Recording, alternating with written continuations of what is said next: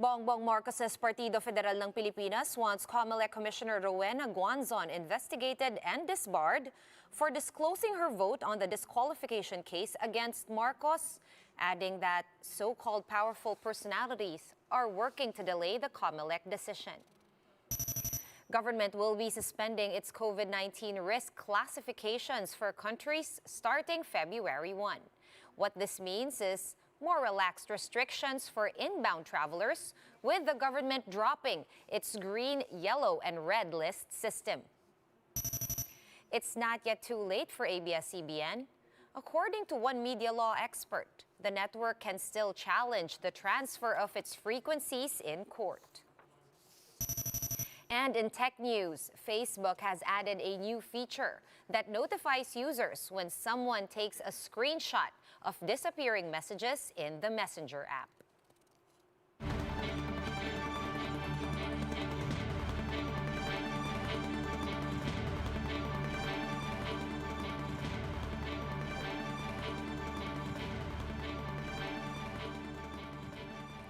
Fast, focused, and fearless. Here's a roundup of stories we're watching now.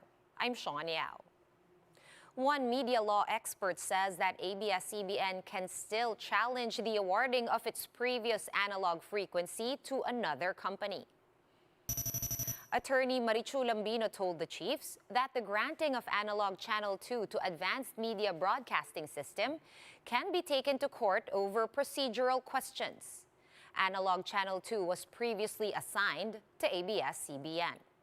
The Villar-linked AMBS was then awarded a certificate of public convenience for digital TV and not an analog-free TV channel.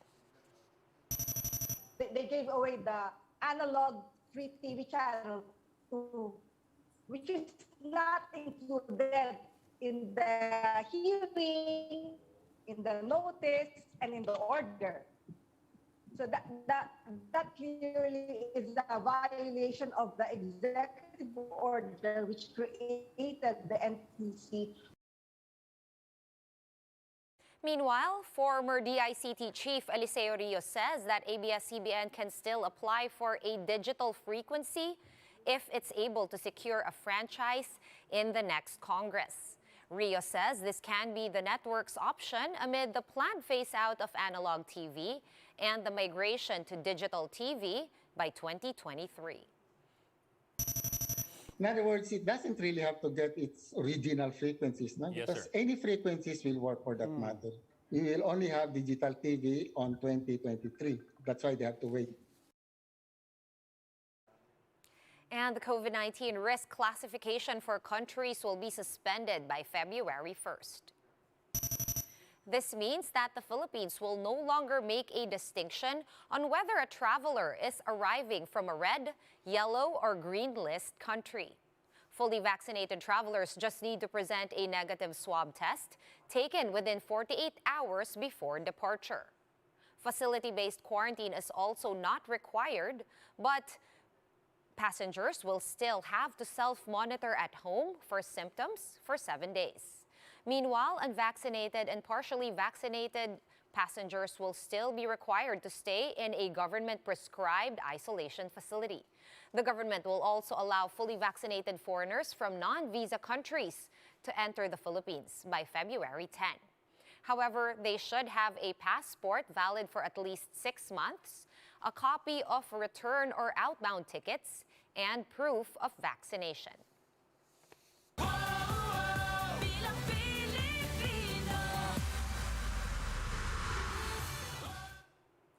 COMELEC Commissioner Rowena Guanzon, who voted to disqualify Bongbong Marcos, remains unfazed despite threats from the camp of the former senator. Jen Calimon with the story. Bongbong Marcos, Partido Federal ng Pilipinas, wants COMELEC Commissioner Rowena Guanzon investigated and disbarred. This is after she disclosed her vote favoring Marcos Jr.'s disqualification ahead of the release of the First Division's decision. But Guanzon remains unfazed. She even challenged PFP's George Briones to a televised debate after he called her an incorrigible narcissist. Guanzon is the presiding commissioner of the First Division, which handles the disqualification cases against Bongbong Marcos. She insists that the petition against Bongbong Marcos holds ground. Is it moral turpitude that he did not file for 4 years? He did not file his income tax return, did not pay taxes. It was admitted by his lawyer that they did not pay the fine in the regional trial court. Guanzon also implied that someone is delaying the release of the ruling of the First Division. This prompted her to reveal her legal opinion ahead of time. She is also set to retire by February 2. We already agreed that we will release our resolution on January 17. What's the big mystery there?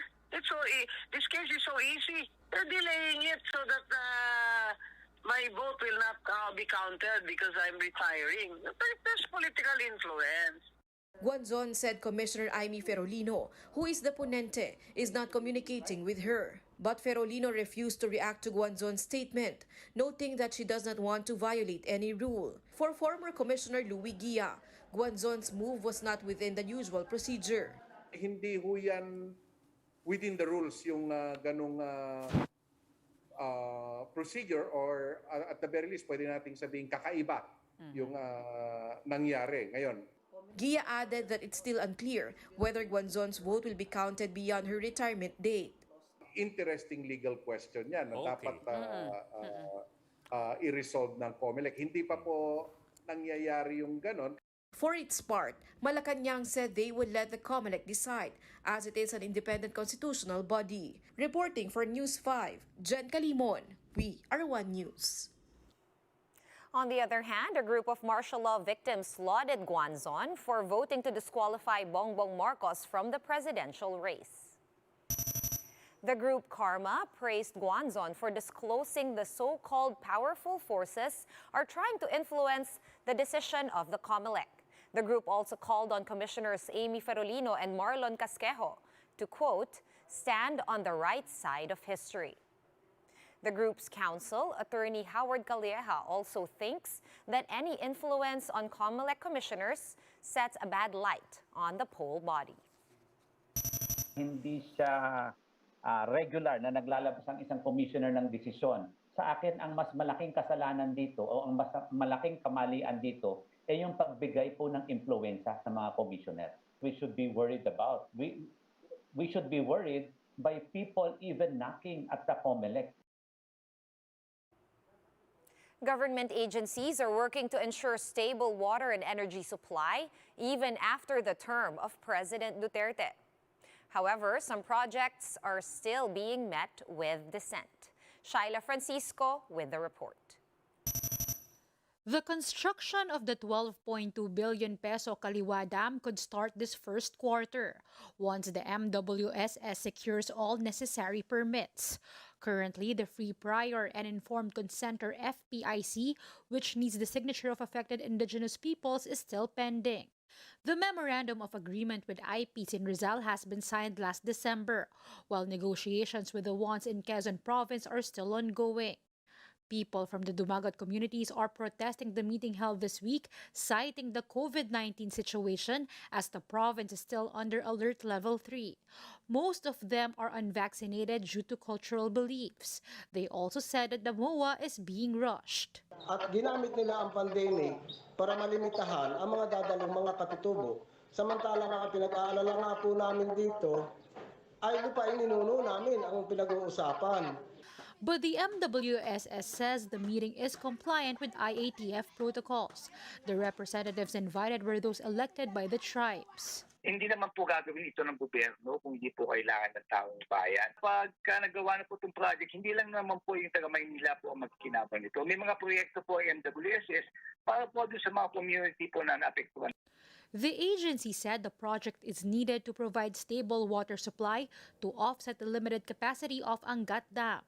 They are hoping to secure the consent by February in order to finish the project by 2026. Apart from water supply, the government is also working to stabilize energy supply. The Energy Department hopes that President Duterte will sign an order to include nuclear power in the country's energy mix. The DOE has identified 15 possible sites for the nuclear facilities. We don't put our eggs in one basket.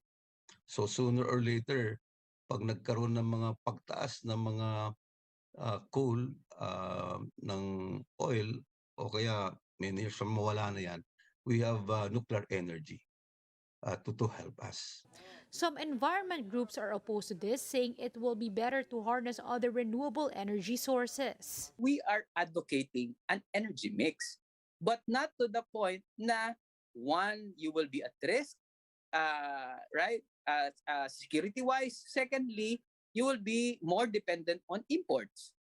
Aside from the EO and public consultations, Congress will have to legislate the use of nuclear energy to ensure adherence to laws.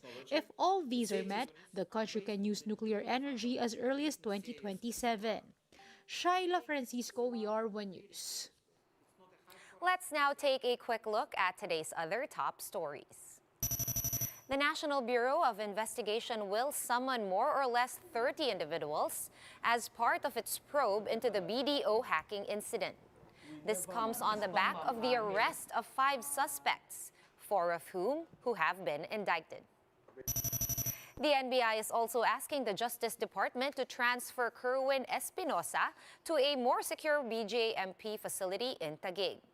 Recall that the alleged drug lord tried to escape from a detention center in the NBI headquarters, but was stopped by authorities.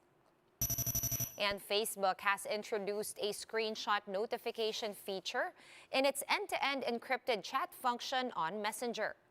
Meta CEO Mark Zuckerberg says those who use it will now be notified if someone screenshots a disappearing message. For more updates, visit News 5, The Philippine Star, and Business World online. Visit our website, onenews.ph, for more in-depth analysis. You can also catch One News on the Signal Play app. Register for a free account at www.signalplay.com and stream One News live anytime, anywhere. Masks on, wash hands, and stay safe, Philippines. I am Sean Yao. We are One News.